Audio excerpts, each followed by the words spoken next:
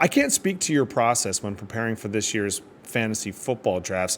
Maybe you like to go and read or listen to certain people in certain areas. I'm not going to even give up some of my sources because sometimes they might slip out. Sometimes that's helpful and maybe sometimes not so much. Maybe you don't do anything and you just go based on whatever Yahoo ranks are out there, or you go ask ChatGPT. Whatever it is, just to give you a peek into some of my preparation. Every year I like to remind myself of some of the major storylines that happened last year because frankly, sometimes I think we get so wrapped into training camp news and what happened preseason that we do forget that last year's lessons are still glaring and waiting for us to learn from them, but we often forget and we don't actually move forward. Now, I don't want to tell you what I think about next season. That sounds ridiculous to a bunch of people I'm about to draft with, but at least I can let you into some of my process about what I'm thinking about last year's.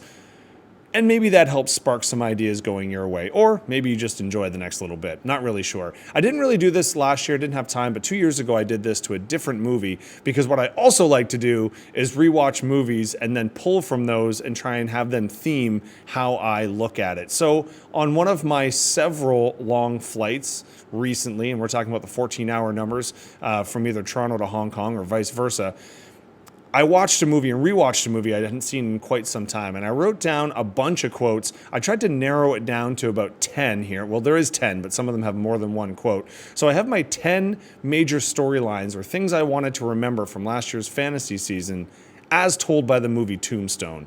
If you've never seen the movie, give it a watch. If you have seen it, give it a rewatch. If you just watched it a couple days ago, still watch it again. I mean, the ending's a bit loose and there's certainly some holes, but phenomenal dialogue, and if you even mildly like Val Kilmer, you'll come out liking it. If you've never seen it, I'll try and add some context, but either way, here's last season as it relates to 10 quotes from Tombstone.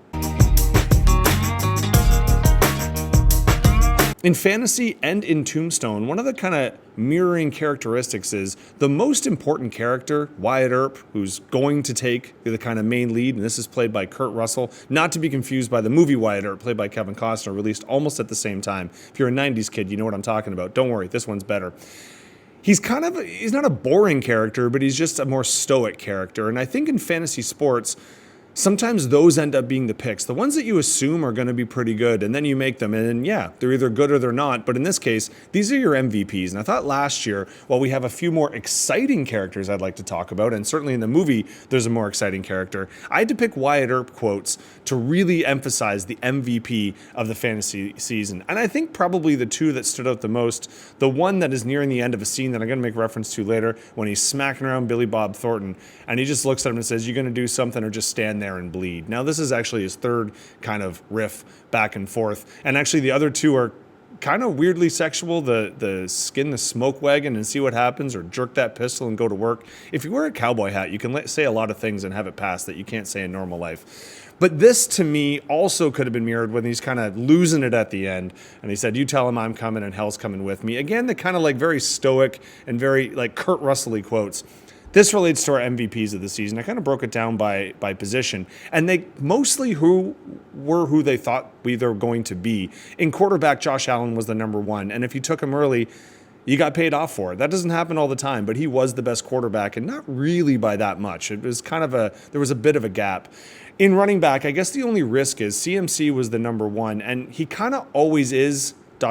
when he's healthy. I'd say for him and the wide receiver, and that's Puka Nacua, when healthy, their per game production is so high that you just need them to play most games. And so they were the MVPs at the position because they stayed healthy. In tight end, there was no surprise. Trey McBride was often people's number one, and he was by far the number one. The only thing slightly shocking about this was just how far number 1E he was. So in this case, you go for the person on the poster, you go for the cover shot. That's Kurt Russell, that's Wyatt Earp, and those are those four guys, our MVPs in each position. If you're going to take one quote, and you should take several from Tombstone, it's probably "I'm your Huckleberry." Pretty much anything Val Kilmer says as Doc Holliday steals the show. Most people I know left that movie, and sure, you talk about a few things and there's other things to mention, but realistically, you just end up trying to remember as many Val Kilmer lines as you possibly can by the end. And spoiler alert, some might pop up a little bit later. His hit rate was unreal. real, because effectively most of the lines he says you almost want to write down as he's saying it, and then as you repeat it you don't feel as cool because you don't say it like Val Kilmer did, and also you don't look like you're dying the whole time like Doc Holliday does. I know that doesn't sound great, but if you've seen the movie you know what I'm talking about. In this case we had to look up. Now he was someone who was considered the number one pick in some formats. Jamar Chase was the other one, but Bijan Robinson I put down here, and the reason it's the show stealer. He doesn't have the personality that Doc Holliday did, and he certainly doesn't look like he was dying all the time. But apparently, according to both ESPN and Yahoo, he was on the highest percent of championship teams. So he really did steal the show. And in a lot of cases, he stole it from the number one spot. When you watch it again, you think Val Kilmer is going to be your favorite part of the movie, and then he still is. So I thought in that way, it was kind of appropriate. Combining the first two, at the end of that scene with Billy Bob Thornton and Wyatt Earp there, he comes up and tries to like flank the brothers, and he's yelled at by Doc Holliday, and he's got this big shotgun, and they go back and forth, and that's when you realize that Doc Holliday, Earp, and the Earp brothers are all buds. And the guy's just standing there like an idiot with a shotgun until Val Kilmer turns over and just goes, "Oh, Johnny, I apologize. I forgot you were there. You may go now." Kind of a dismissive like F you, or essentially discarding any kind of manhood Billy Bob Thornton's character had left. And I keep referring to him by the actor, not by the name, because I actually can't remember the character's name, even though I wrote it down. For this one, I know injuries suck, and I know people are kind of in or out, and that can really derail a season. So someone like, say, Malik Neighbors was drafted high, but he was hurt. I didn't want to give him the season gave you the old FU. For that, I had to go to two quarterbacks, and not Burrow, because at least he came back at the end. I'm thinking Lamar and Daniels. You took them early. They were probably second and third quarterbacks off the board, and they were just constantly dismissive, giving backhanded slaps and FUs. And honestly, they were kind of given the, "You may go now." If you drafted them, you know what I'm talking about. Next one's less of a quote and more of a personality and character at the same time. Now, the central villain of the Cowboys is this guy, Curly Bill, but he's not really the central villain. He's not the one you're scared of. He's kind of a caricature of what a bad guy is, even down to the mustache being all twirly. He might as well have had a big black hat and just be on railroads tying people up.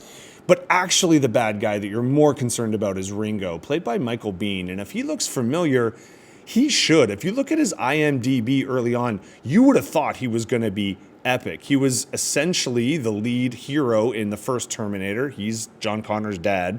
He's in Aliens right after, Abyss, Tombstone. He's on a run, and then just nothing really happened. So in this particular case, what I thought was Ringo just seemed like such a cool character. I will say, though, the best part is he gets a really good, let's say, last scene for anyone who hasn't seen it. What I wanted were people that came out of the gates like crazy and then maybe just didn't have the finish they were looking for. I'm looking at, Jonathan Taylor, if you were an owner there, he was on pace for record-setting numbers, and then he wasn't. You could also maybe throw in Warren, or realistically any of the Colts. They came out of the gate looking great, did not win you any titles. On the other front, Emeka Egbuka, I throw him on it as well. Now, I owned most of these people in various leagues that I had. Now, his might be a more injury concern, but going from such a prominent part of that offense to barely getting you any points, those are people that if you looked at, they were probably first 6 or 7 week All-Stars, only to drop you on your face. I'm willing to bet if you had them as a key part of your team, you didn't do so well in the playoffs, unless they were just contributing factors. Sadly, we got to say the same for Michael Biehn. Sorry, buddy. I already have a guilty conscience. I might as well have the money too. Wyatt Earp throws this down when he starts trying to make money out of a tombstone by gambling or running some of the tables when most people think he should be in law, and obviously he ends up there. But essentially, sometimes you're in that pinch, and you don't want to go to your conscience. You just want to do what's right for you. Now, in fantasy, this might be drafting someone that you don't 100% agree with. Now, fortunately, as a Cleveland Browns fan, I wasn't really faced with that choice with Deshaun Watson, just because the fact that he pretty much never played. This year, I've got that as a choice. But if we're looking down the barrel of someone like Richie Rice, domestic abuse, Harrison Butker, for leagues that have kickers, I mean, he does make a lot of comments about women in the kitchen. Unless you're down with that, every time you draft him, you got to be thinking a little bit about that. And obviously, you got to look at our boy Aaron Rodgers. Now, some people might agree with him, but he just sent you on a roller coaster. I mean, fantasy sports is supposed to be fun. And when you have someone like that on the roster and you're constantly feeling like you have to defend it, I don't know, the conscious might come into play, unless you can compartmentalize like our boy Earp, in which case, make your money and run. Amongst the Earp brothers, Virgil probably takes some level of priority here. Now, if you look at the acting roster, Bill Paxton is no dud, but Sam Elliott's just a dude. And it kind of makes you start thinking, like, recently, last couple years he's aged, but this is Sam Elliott that could be 30 plus years ago. It also could be like 10 years ago. He kind of looks really similar, but he is the older brother of Virgil. And if you know the movie, I'm not just saying too much. He's kind of the old guard, gets a bit of an injury, leaves a bit too early, but he's always kind of lingering around and you're never really sure. He kind of has a couple times when you think he might be down, but he gets back up and then he doesn't quite finish the season off. Yeah, that's got to be Joe Flacco, right? I mean, every time you take him, he kind of looks the same as he did 15, 20 years ago, so you're thinking it's all right. And sometimes it is, and it really works out, and it's a stud, and sometimes his legs don't work, and you're trying to figure that out. I don't know. I see the two as one and the same. One of the odd storylines is they really try and shoehorn a love interest here, and that's something a lot of 90s movies did. The movie doesn't really depend on it, but it does end up being a pretty heavy plot point.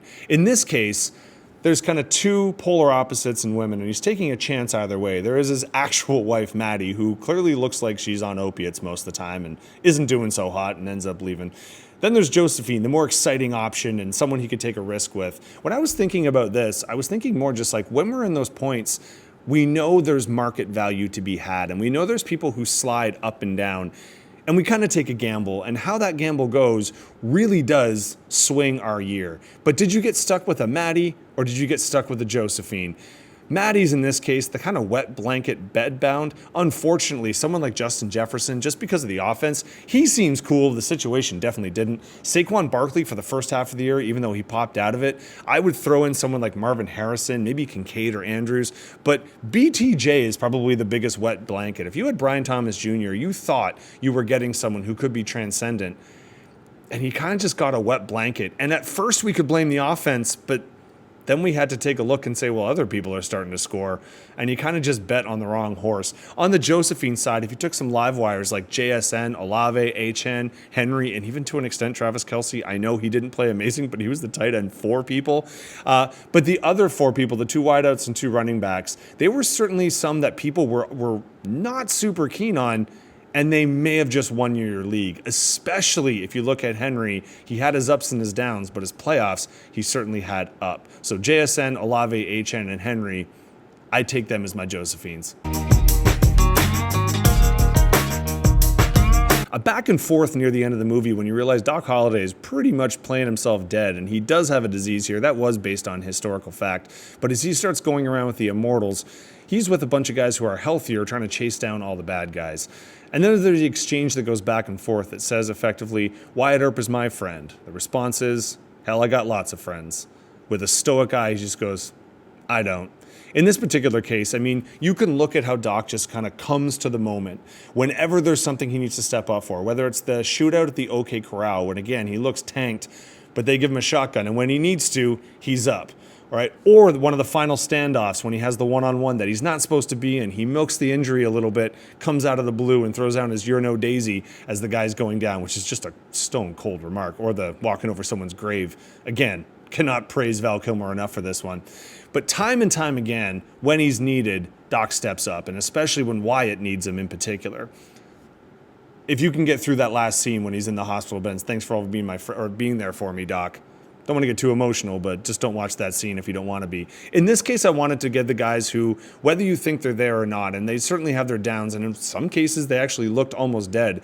But if you forget, if you had them, you didn't, Brock Purdy and Trevor Lawrence, if you kept them on the roster all the way through weeks 15, 16, and 17, they were almost record-breaking in the way that they were setting numbers. Now, each week they might not have been the top, but for 3 weeks in a row, they got you through the fantasy playoffs. So starting one of them, or if you were fortunate enough to have both in a Superflex league, they might have just taken you to the money, just their performances alone. You could throw Bijan and Puka as well because they did have monster semis and they probably helped you get there. But I really think the Purdy and Law, because there were some weeks where they were down and out, and you probably, in some cases, I know people dropped them or sold them, but if you stuck with them and you depended on them when they mattered, they probably got you the title.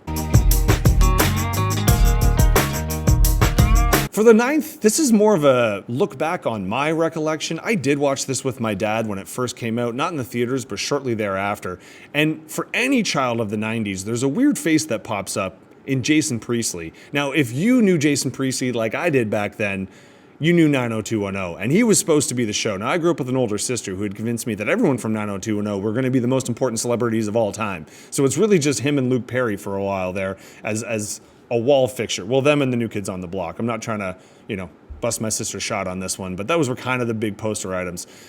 Unfortunately, when you look at this movie, you are a little bit disappointed because realistically, he's not really in the movie that much. And I mean, you kind of don't really know what he's up to. He's kind of a member of the Cowboys, but they just made fun of him. He definitely has a thing for Billy Zane, but I mean, come on, get in line. So it actually was a really interesting character for him to take as a clearly closeted, kind of bad guy with a heart and no toughness.